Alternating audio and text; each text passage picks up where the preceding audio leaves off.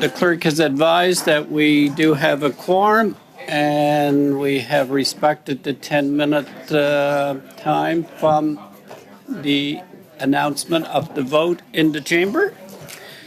So with that, I will call the meeting to order. Welcome to meeting number 69 of the House of Commons Standing Committee on Human Resources, Skills, Social Development,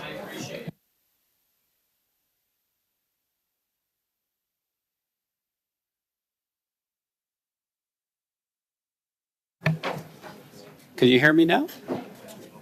Could you hear me? I was listening, yes. Oh. Okay. Today's meeting is taking place in a hybrid format pursuant to the House of Commons order of June 23rd, 2022. I will remind committee members that no screenshots are permitted of the meeting or photos of the in-room session. To ensure an orderly meeting, I would ask you to get my attention by raising your hand and wait until I recognize you. This meeting is taking place and you can choose the language of your choice, the official language of your choice. Interpretation services are available.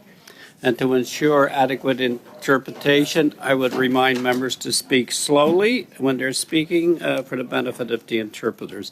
Should any technical issues arise, please get my attention and we will suspend while they're being corrected. Those appearing virtually, you can use the interpretation language icon at the bottom of your surface. So today's meeting is a continuation of a meeting when we had witnesses before the committee, and because of voting procedures in the House of Commons, we did not get to conclude that. So as was the agreement of the committee, we will begin today's meeting with one round with Ms. Uhl, and there will be no statements given at the start of this meeting. We'll go directly into continue on with the questioning where we left off with the last meeting, and was agreed as one round with Madame Uhl, 5 minutes, 5, 2.5, and 2.5. So we'll begin. Is the official opposition ready, Madame Gray? Who is Mr. Aitchison? I take it. Okay, thank you. We'll begin with Mr. Aitchison for 5 minutes. Please, you have the floor. Thank you, and welcome. I'll start by begging of your forgiveness. I was not here when you actually spoke. I did read your testimony, though, and appreciate the presentation you made and the work that you do. I think I have a very easy question to start. Would you agree that Canada is in a housing crisis right now? Mr. Chair, thank you for the question. I answered that question at the last meeting. Yes, I agree that Canada is in a housing crisis right now. And so my next question is a little bit more about process. Have you ever met with the Minister of Housing, our minister, current minister? I've had a couple of meetings with the minister, yes. Okay.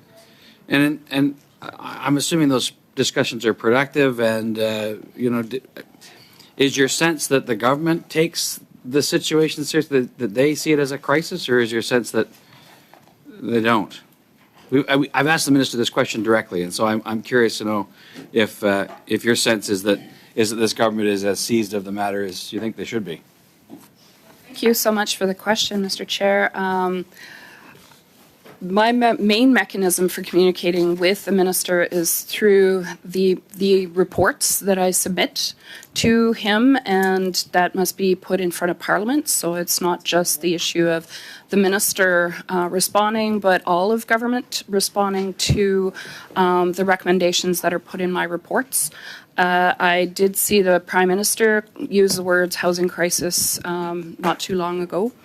But I did see the footage of you, of Mr. Aitchison calling on the Minister of Housing on this question. So I'm aware. Okay.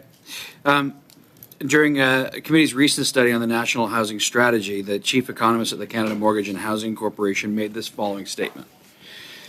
said the reality in Canada is that about 95% of the rental market is provided by the private sector. So, financialization is something that exists by design in our rental market. In an environment of a growing population and more demand for more rental units, we need more financialization in order to get more supply to meet the needs of a growing population. I'm wondering what you think of that statement. Do you agree with that, or what are your thoughts on that? I certainly don't agree with that. In fact, the presentation that I gave, and as well as the work of the research, shows exactly the opposite, that financialization of housing is what is causing the housing crisis, and that if we don't get behind it right now, as soon as possible, then, and take measures to curb it, that we are going to not be able to recover from this housing crisis. This is an opportunity to address that, and that housing is a human right. So yes, financialization of housing is nothing new in Canada, but it is growing. You'll have an opportunity to ask the researchers more detailed questions around this.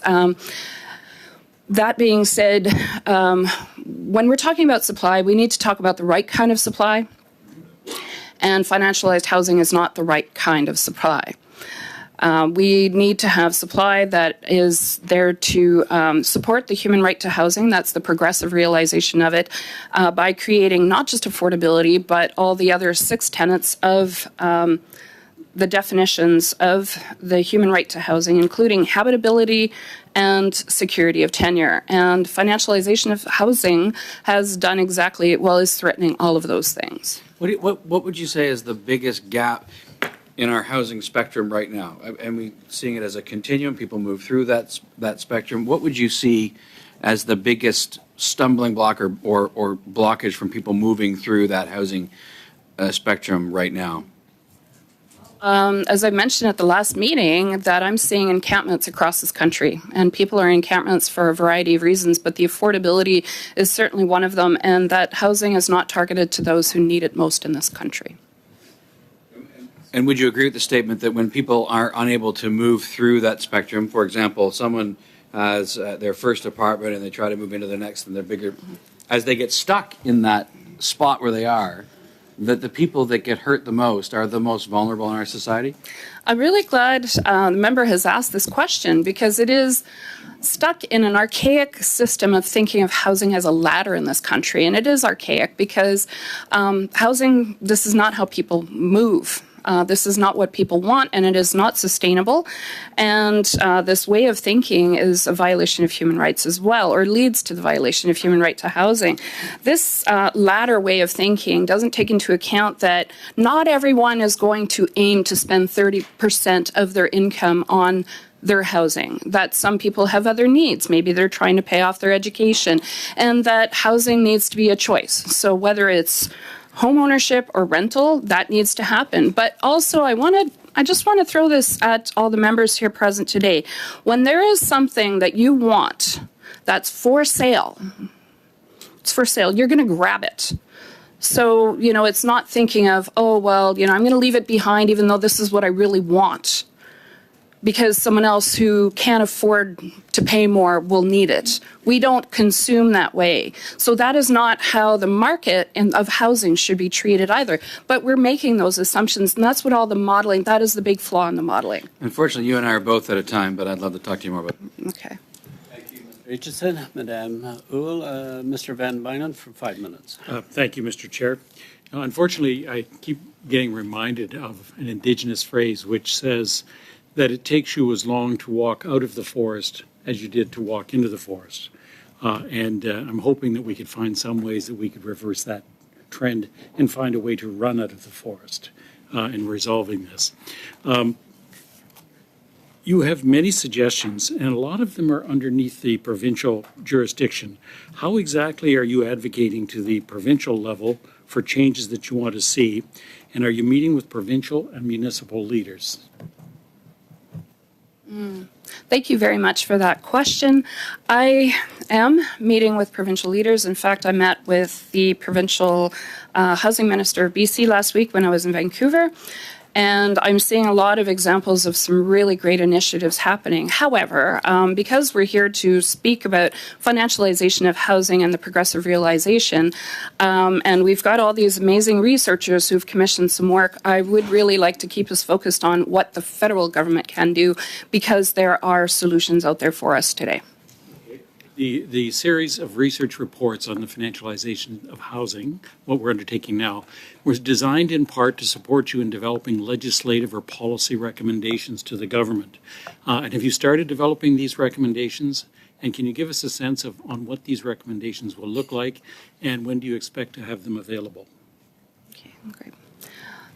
Thank you so much for the question. I do not have a policy shop. That's not, I'm an advocate, and therefore, but we do submit recommendations to the minister, which are put in front of the House of Commons. My latest report was submitted to the minister a few weeks ago and is expected to be put in front of the House of Commons within the next few weeks. So it'll be available for all, including his response. And that it is, up to government to direct the bureaucracies to get going on that, on those recommendations. What recommended actions do you see as the highest priority or to be the most urgent in terms of the recommendations that you've developed this far? The recommendations, the key recommendations for is to, first of all, recognize that financialization is systemic, pervasive, and will require a coordinated approach to curb the harm that it's causing, and it will require immediate actions followed by longer-term ongoing strategies. So, there is the tracking of the ownership of financialized housing stock and measuring the impacts of financialization. There is better monitoring of tenants' rights before, during, and after the acquisition of property to prevent evictions, human rights violations, and harassment.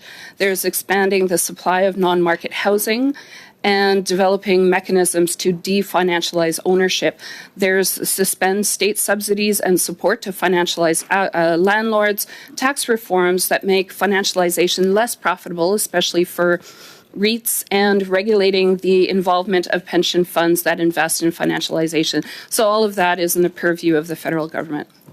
Now, are there any recommendations that the federal government could implement quickly? Yes, through the National Housing Strategy is to create more nonprofits and housing co-ops, more non-market housing, but as well as an acquisition fund, because an acquisition fund for non-market actors will take housing that is existing, that is affordable, and will keep it affordable in perpetuity, as opposed to it falling in the hands of financialized actors who have shown to compromise the affordability. And once that affordability is lost, we can't ever get it back. So now is the moment to act. Which of those would have the greatest impact? So there's speed for implementation. The other one is the effect and impact. What recommendation that you have or that you're suggesting would have the greatest impact for the government to consider? That's a good question. I think it's a multi-pronged approach. So this is the stop the loss, curb the financialization, make it less profitable, and give opportunities for non-market actors to acquire. How much time to have? 30 seconds. There was a project some time ago called MERBs, Multiple Unit Residential Buildings, and they provided incentives for people who had the ability to invest. It provided incentives for them to invest in what was a priority, which was housing at that time. Have you explored programs like that as part of the recommendations that you consider putting forward? I'm going to admit that I don't know this program very well, but many of the buildings built by MERBs are now being financialized. Once the mortgage is done, that leaves them, there's no more restrictions. And that's why nonprofits and housing co-ops, because it's in their mandate to keep things affordable, it is an investment that will keep the affordability in perpetuity, which is what we want. Thank you. Monsieur Trudel, pour 2 minutes et demie. Mr. Trudel, 2.5 minutes. Thank you, Chair, and thank you, Ms. Uhl, for being here today. This is a very important issue. housing and the financialization of housing. Curiously, it didn't exist before federal government withdrew from housing in 93. There have been many studies on housing, but going back to 96, some 0.something% of the housing stock was in the hands of international investors, and now it's some 22%. So there appears to be a correlation to be between the federal government's commitment to housing and now the place of big corporations. And their concern is profit. So you have a national housing strategy. In your opinion, well, there are many programs that are not as efficacious. There's been a study on having built only 150 units recently, but having in the same period lost affordable housing in the same period.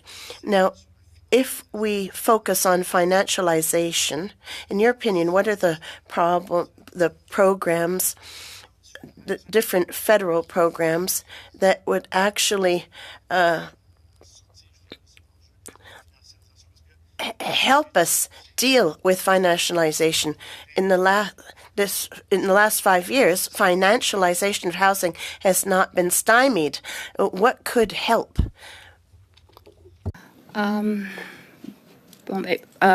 Merci beaucoup. Thank you very much for the question.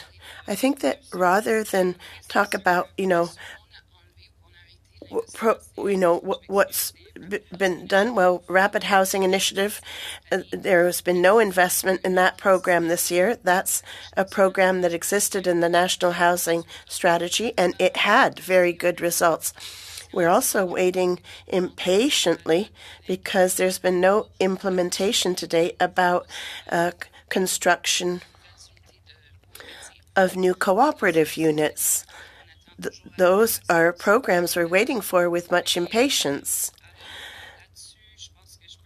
Now, I think I can point more specifically to those that can work rather than those that don't.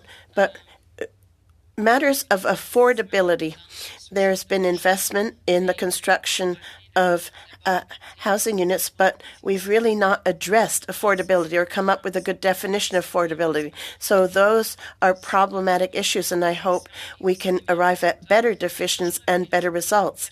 But I believe in results in perpetuity. Thank you, Mr. Trudel. Ms. Kwan for 2.5 minutes to conclude this round. Thank you, Mr. Chair. Yesterday, in the Committee of the Whole, in questioning the Minister about this, he seems to think that the 1% tax on the value of vacant residential real estate not owned by Canadians or Canadian residents, as well as their 2-year ban on foreign investment in Canadian residential properties, is sufficient to address the housing crisis, especially as it relates to the financialization of housing. Because when press asking him whether or not he would support and call for a moratorium on the acquisition of affordable housing from the private corporate sector or a nonprofit fund to be put in place, he didn't answer any of those questions. Can you advise the committee whether or not those two measures the government has acted on is sufficient? Thank you for the question. First off, the foreign investment in housing in Canada represents a very small percentage, and it's not hard for a foreign investor to set up a shell corporation in Canada. So to point fingers at financial or international investment in Canada as the cause of financialization is one that is dangerous and short-sighted. It is, the financialization, the vast majority of it happens here in Canada by companies in Canada. So that is the first issue that I have with this, is that it's only addressing a small percentage. It's not going to stop the loss. The loss has continued since those changes have come into effect, since they were announced in budget last year. The minister also cited to say supply, and as you've indicated, and I wholeheartedly agree, it's not just about supply, it's about the affordability of the supply and accessibility of the supply to those most in need. The National Housing Strategy has a target of removing 530,000 households from core housing need. They have not achieved that. And so from that perspective, when we're talking about supply, can you say specifically what the government needs to do to address the supply question? Absolutely. First of all, specifically is not look at it like a housing model and not assume that people are out to purposefully spend 30% of their total household income on their home and will move on if they suddenly make more money. So that's a fallacy and that's dangerous. Again, it's but where we really need to focus, and this is it's an important time to do that. We've got an $80 billion strategy on the table right now, halfway into it, that can make a huge difference, and it needs to be targeted correctly at the right kind of supply. And the supply margins are directed at those who need it the most, because there's no building any housing supply that will trickle down to address those in core housing need. So that would be for people in core need. That's right. Madame Houle, we will now suspend for 2 minutes while we transition to the witnesses. You're welcome to stay, Madame Houle. So we'll suspend for 2 minutes.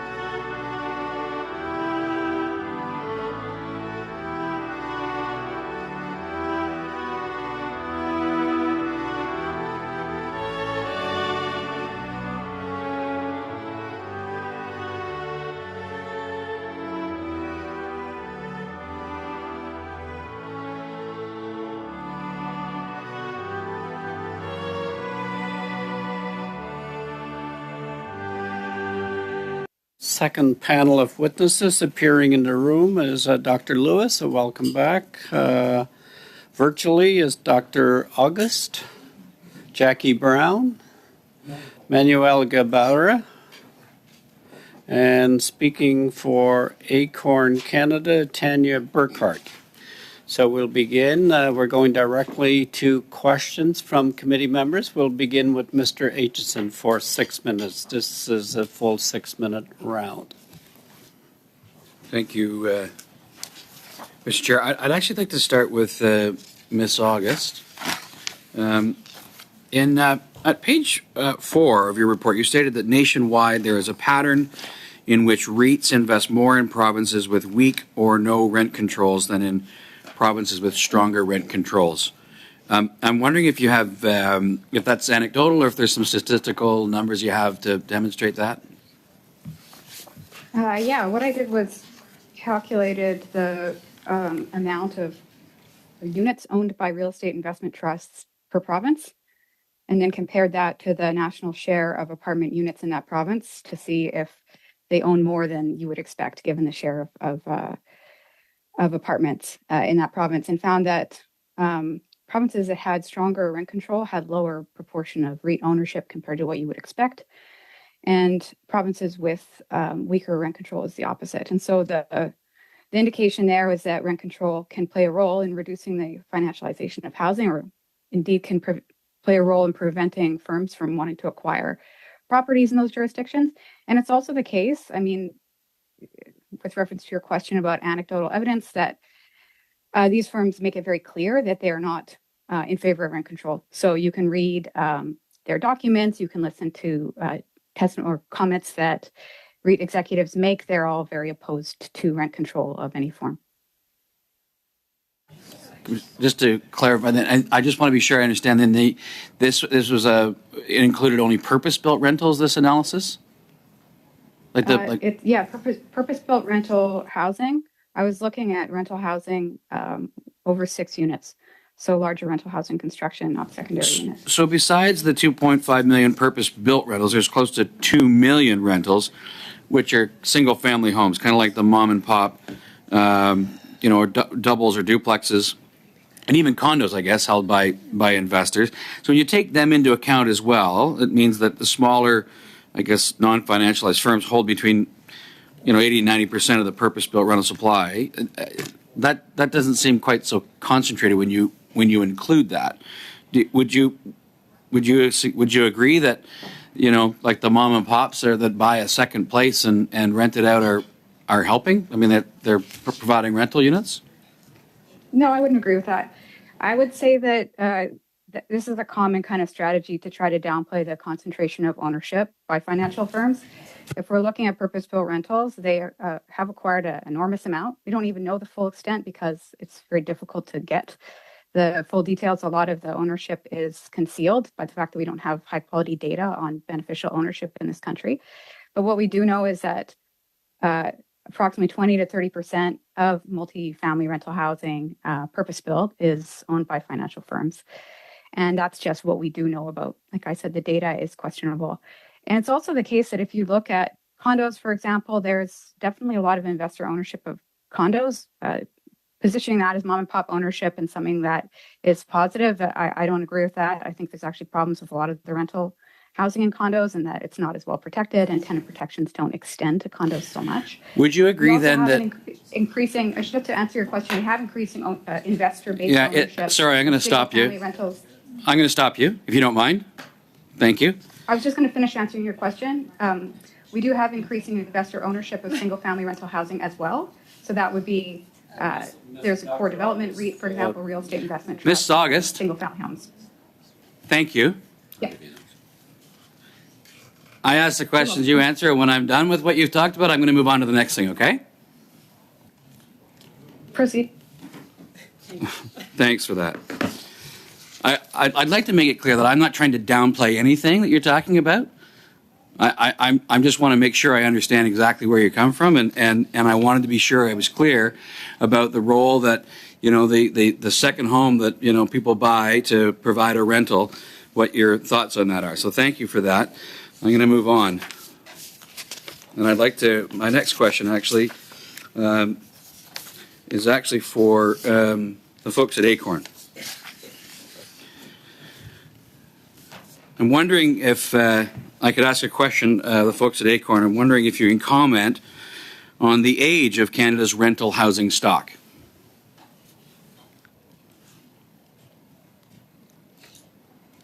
Okay, so Canada's rental stock is aging. It needs to be maintained.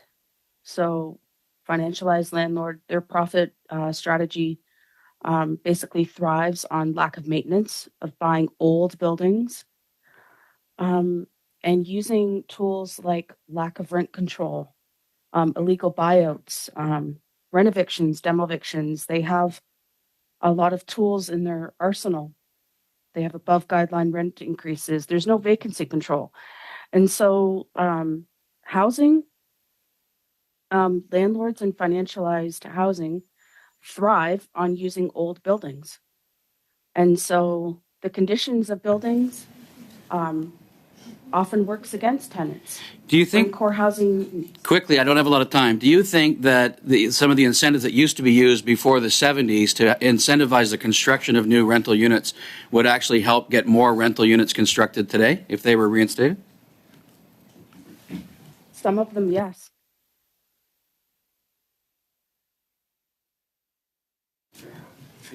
We'll now go to Mr. Coteau for 6 minutes, please. Thank you so much, Mr. Chair. I'm going to share half of my time with my friend from Hamilton.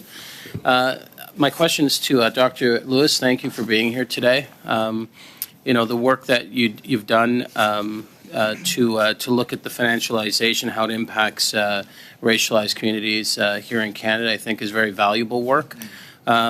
I'd like just to, if you could take a few minutes to talk about, how financialization impacts communities and communities within communities differently.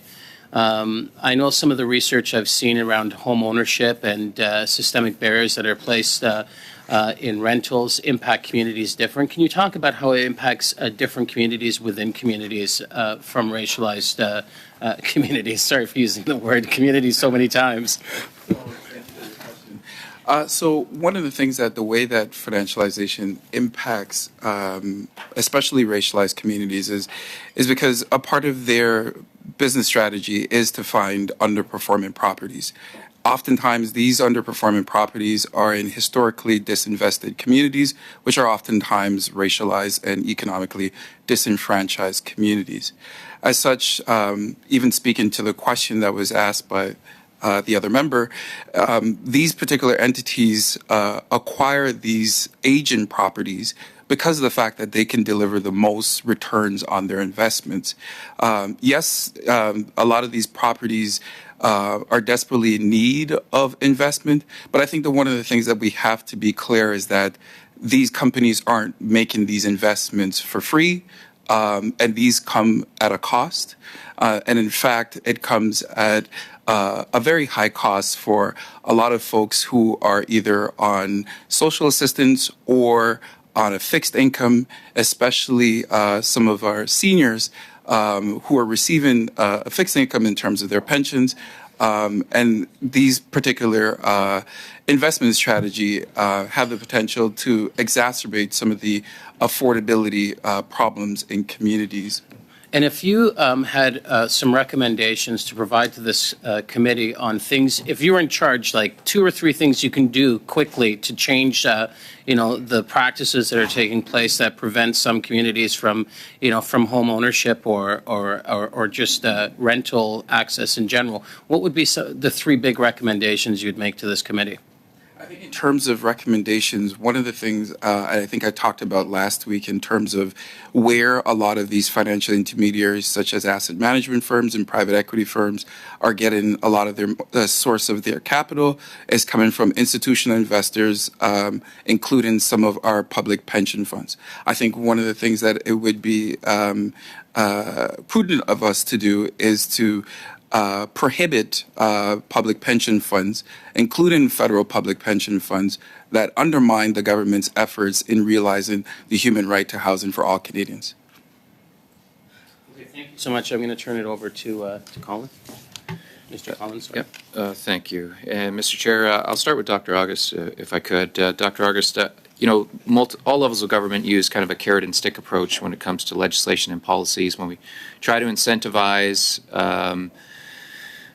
areas that we're looking at to perform, I would use in the housing sector, I would use our Housing Accelerator Fund as an example of a carrot approach as it relates to try to incentivize municipalities to create new housing supply. And when I look at real estate investment trusts, one of the things that I'm looking at is, how the National Housing Strategy should or shouldn't apply to REITs. I've read a lot of your information as it relates to the impact that REITs have had on rents, rising rents across the country. I would agree with a lot of the assessments that you've provided. And I guess my question would be, how do we incentivize REITs to help us with our supply issue? And so I think the private sector is a big part of helping us with the issue of supply. And how do we discourage them from participating in the National Housing Strategy and contributing or getting at that issue that you've raised as it relates to their impact on market rents? And so can you help us with that in terms of recommendations, in terms of how we should treat REITs with financial assistance through the National Housing Strategy with those two issues at play? Yeah, thank you. That's a great question. I think that it's important to remember that the federal government has an obligation to uphold the right to housing, right? And these firms are violating that right to housing. And so I think it should be, the government should decide to no longer use National Housing Strategy funds to support firms that are violating the right to adequate housing. And so that would mean no longer providing National Housing Strategy funds to financial firms such as real estate investment trusts, asset managers, private equity funds, institutional investors, and so on, whose business strategy in rental housing is to raise rents and extract more value from tenants and make housing less affordable and decrease the security of tenure.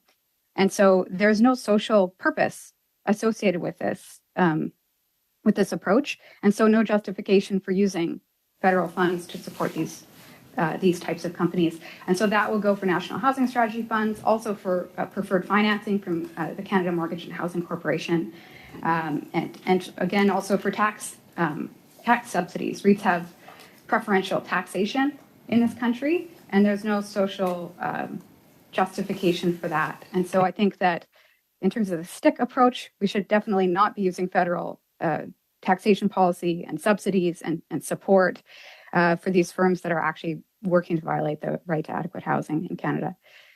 In terms of supporting the private sector in developing housing, Dr. August, your time has gone by. Maybe you can get to that in a follow-up question from another committee member. Monsieur Trudel, pour Mr. Trudel, 6 minutes. Thank you, Chair. Thank you to all the witnesses.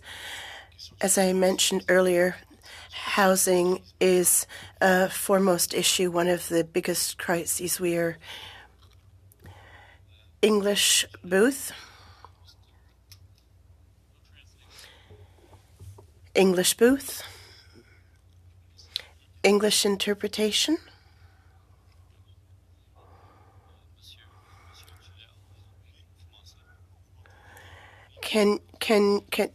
Have everybody heard? Long live the independence of Quebec. That, I imagine that should reverberate. Mr. Trudel, did everyone understand me? No, I didn't need interpretation for that. Ms. August, thank you so much for being here, and thanks to all the witnesses. This is a crucial issue. Ms. August, in your study on financialization of rental housing, you recommend that we should stop public investments, where we shouldn't fund private corporations. What is there in the national housing strategy that contributes to financialization? Earlier, I heard a witness, and based on a study I read, the federal government stopped investing in housing around 1993, and then we started seeing this increase in financialization. And there's been some 6 or 7 years of that housing strategy where the federal government has got back involved, but not all problems have been resolved. What are the main programs in the national housing strategy that contribute to the financialization of housing? Thank you. Thank you for the question. For example, the Rental Construction Financing Initiative, RCFI, is one of the programs where where there has been support given to financial firms through that program. So there's an example there. In terms of what the federal government could do to better prevent this, I think that the National Housing Strategy Act programs could better support the construction of non-market housing, as the advocate mentioned. So subsidized housing, including co-ops, nonprofits, and social housing. This would build the kind of supply that provides deeply affordable housing that we really need in Canada to meaningfully address the housing crisis. In terms of providing support for private sector developers to build housing, this is an interesting question, and I think it's possible to use federal support or subsidy for this if you can be guaranteed that that housing will be affordable in perpetuity and that we won't have violations of the right to housing that affect people's security of tenure and affect affordability. So sure, I think it's great to support the creation of new housing if we can be sure that that's going to be affordable, because it's going to be Canadian taxpayers that are putting that money in, and it should be achieving the social goals that we have for housing in this country. Merci. Thank you very much. It seems, according to the reports, between 2011 and 2021, we've lost some 500,000 affordable housing units. Were you familiar with that figure? And in your opinion, what would be the main reason for the loss of these affordable units? The figure itself, I don't have in front of me, but it's the case that researcher Steve Pomeroy and Duncan McLennan have done research looking into the loss of affordable units. They actually associate this with financialization of housing, because what we're seeing is financial firms are buying existing multifamily housing and driving up the prices of that housing in the way that myself and the other panelists have discussed. And because that housing is becoming more expensive, we're losing affordable units. And so our existing stock is being consolidated. The ownership of that is being consolidated by financial firms whose business strategy is to make that housing more profitable for their investors, which has the effect of making that housing less affordable for Canadians, and we're losing affordable housing stock. And so we've heard reference to this request for an acquisition program that would allow the government to support nonprofits in acquiring existing multifamily housing to sort of stop that loss of affordable housing as it's being bought up by financial firms and being made less affordable as their business strategy. Thank you. When the government used to do social housing before 93, they would there's a lot of rental housing stock, and there are agreements that were signed, but those are coming to their expiration date some 20, 30 years later. Would you suggest that federal government continue or safeguard that housing stock? Because it's difficult to build new housing quickly because of labor shortages and so forth. And there is housing stock that the federal government already invested in with public funds. And so we know there is that stock. If the federal government were to continue to pay to safeguard that housing, do you think that would be a good tool? Absolutely. I think that's a crucial tool. We have such an important, valuable stock of social housing, albeit a small proportion of Canada's housing stock. That is underfunded and being undermaintained ever since the federal government withdrew support for for social housing in this country. And so preserving and maintaining that super important, very affordable, crucial element of the stock is key. Preventing more housing from being lost, as I just spoke about, is also key. And then building new affordable supply that's deeply affordable in perpetuity. So all of those things, to use the language of the advocate, this is a bit of a multi-pronged approach that would meaningfully work towards addressing the housing crisis in Canada. Madame Kwan, for 6 minutes, please. Thank you very much. So we saw the financialized landlords come into the market after the National Affordable Housing Program was, was canceled in 1993. And subsequent Liberal and Conservative governments allow for financialized landlords to continue to flourish. Now, Dr. August, you mentioned that one of the key issues is also preventing the loss of stock. Would you support the call for a moratorium to be put in place on the acquisition of housing stock by financialized landlords? Yes, I would support that. I think unless financialized landlords can indicate that they plan to pursue affordable housing, not raise rents, not pursue evictions at higher rates than other types of landlords, ensure security of tenure for people, and basically not work towards a violation of the right to adequate housing, there shouldn't be support for these firms to be acquiring and consolidating ownership of our very important rental housing stock in Canada. Thank you. On the issue around financialized landlords, we see that quite often actually in apartments, multi-unit complexes. Can you share with the committee how pervasive is this in single-family homes and condos? That's actually a very difficult question to answer. Thanks for that question. We've tried to look into it just a little bit in the report.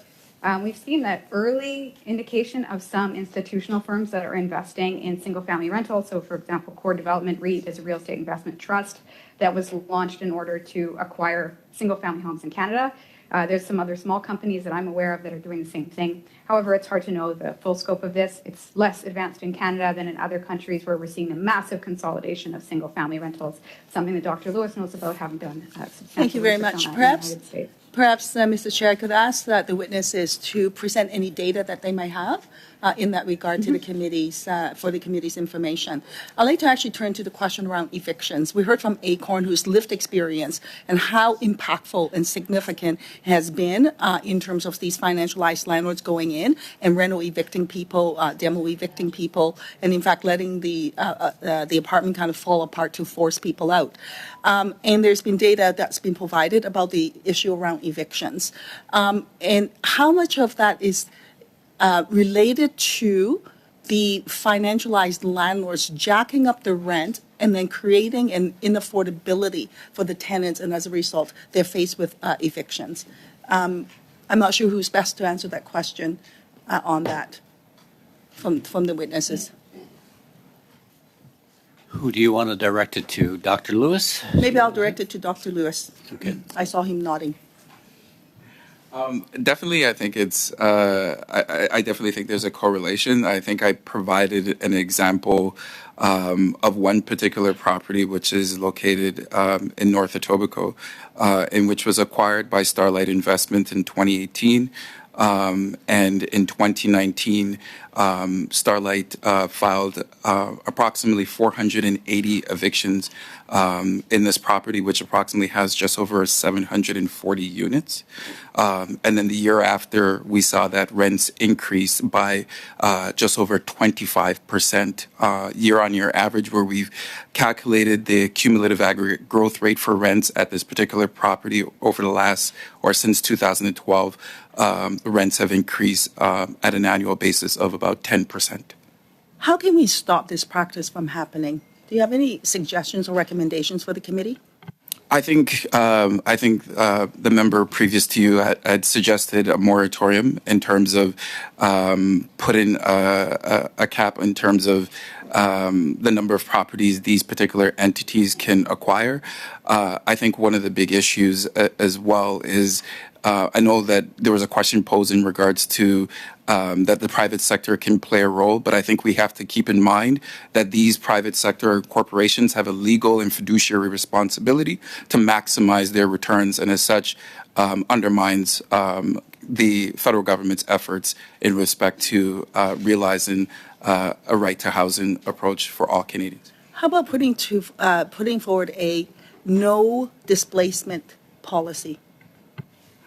I think putting in a no displacement policy would certainly help, but I think the question then remains is whether that these particular landlords would neglect in terms of maintaining the particular property, and in turn pressure some of these folks to actually move out and find new accommodations, and then they would come in and reinvest and renovate these particular properties to attract more affluent and high income households to these particular properties.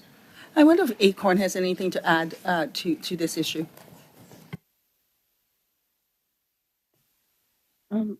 I can add to what Nemours has spoken about.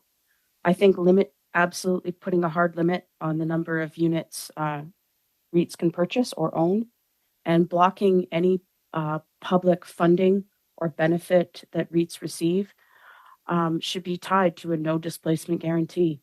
So if a REIT wants CMHC funding, then they have to guarantee CMHC that they're not going to displace tenants. And part of it should be making sure that REITs maintain their units, because the tenant conditions that we live in are just abysmal, and their profit model relies solely on basically putting us in conditions that are not livable. And taxing REITs. I think the best way to hit a financial corporation is bottom line.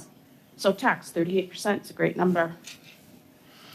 Thank you, Ms. Kwan. I don't see enough time to do even start another round, but we do have a few moments. Mr. Morris asked if he could get a question in.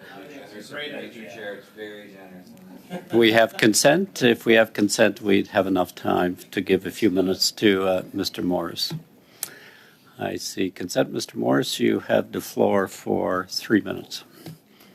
Well, that's very kind. Thank you, Mr. Chair, and thank you to the committee for your consent.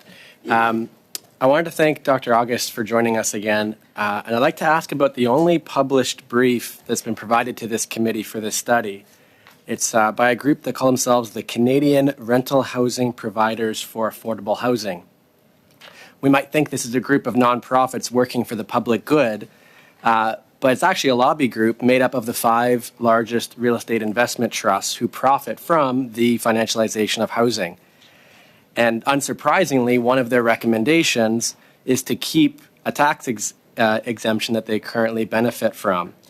A report from the Parliamentary Budget Officer with respect to ending this exemption makes clear we could raise a minimum of $285 million over the next 5 years for affordable housing if we did this. It's a recommendation that both ACORN and Dr. August have called for some time. Can we start with Dr. August elaborating on how important this change is? Sure. Thanks for all that background. I think there's no social justification for providing tax breaks to real estate investment trusts in housing. These firms are making their money by making housing less affordable and affecting security of tenure, things that are running counter to the right to adequate housing.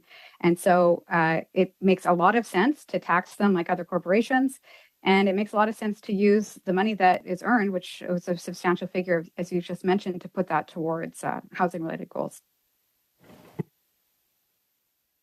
Thank you so much for that, Dr. August. Ms. Burkhart from ACORN, would you like to add? The best way to stop a corporation is definitely by taxing them, because money is their goal. And so when you block money, basically that's an inhibitory process for REITs, ensuring that any funding, or whether it's through Housing Accelerator Fund or National Housing Strategy, is tied to no displacement for tenants.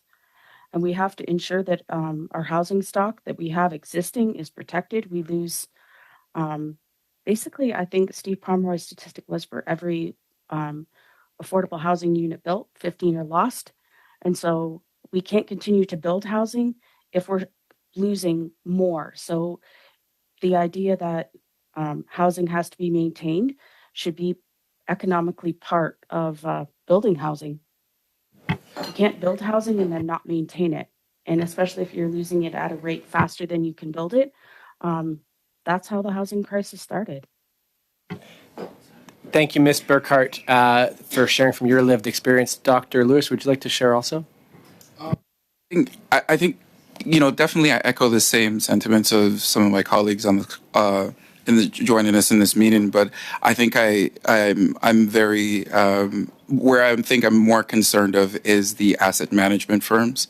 As much as we talk about real estate investment trusts, as I mentioned last week, real estate investment trusts only over the last 27 years in the city of Toronto have only accumulated 7% of all the total units. Asset management firms account for over 40%. And I think that should be, our priority. Thank you, Mr. Morris. Ms. Kwan? Thank you, Mr. Chair. I wonder before we have the witnesses go, if they could provide the data that they might have available to indicate how pervasive is the financialized landlord issue, whether it be in corporations, in REITs, or in asset management companies, broken down by provinces and in cities, if they have that. I think it'd be very telling to indicate how pervasive and problematic this situation is. Thank you, Ms. Kwan. I would ask all the witnesses if they have information that addresses the issue Ms. Kwan put to the committee, that they provide it to the committee clerk so it'll frame part of this particular study. With that, we've concluded the first hour. Thank you, witnesses, for coming back again and giving testimony on this important topic. We will suspend while we go in camera to resume consideration of version 1 of the CMHC report. Again, thank you, committee members, and we'll suspend for 5 minutes.